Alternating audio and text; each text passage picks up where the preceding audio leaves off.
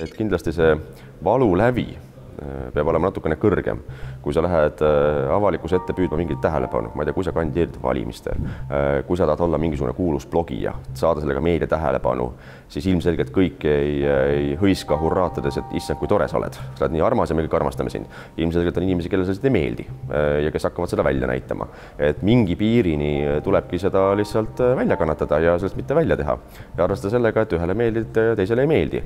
Ja kui sa seda kannatada ei suuda, siis ausalt öeldes mine muule tööle, mis ei ole avalikkuse tähelepanu all. Minul isiklikult on suhteliselt ükskõik, sest sellised alaväärsuskompleksiga inimesi on ikka ja ega siis ma ei pea hakkama ju enda närve kulutama selle pärast, et kui kellegi teisele on elu halb.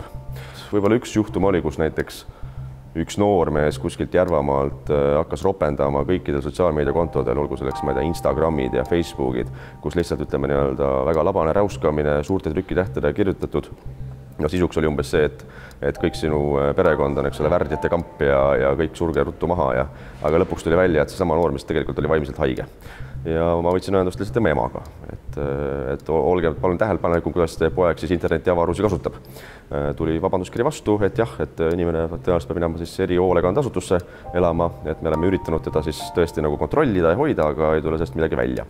Ja nüüd ta mingi aeg jälle vist sai kuskil interneti lähedal ja hakkas sama asi pihta. Ja siis ma lihtsalt viisakalt andsin emale teada, et poeg on vist pääsenud interneti.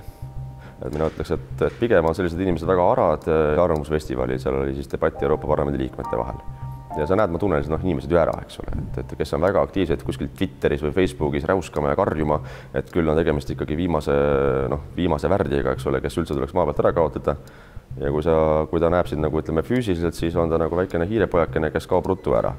Nii et mul isiklikult väga sellised õnneks kontakte pole olnud, et keegi tuleks sulle füüsiliselt siis selgeks tegema, et kui väga sa talle ei meeldi. Mind ainult huvitab see, et mis on valimistulemus, kui palju inimesi mind toetab, mis on see protsent, mida me suudame saavutada oma seisukohtadega ja see, et see mõnele ei meeldi, siis jumal temaga. Las ta siis kirjutab ja raiskab oma aega.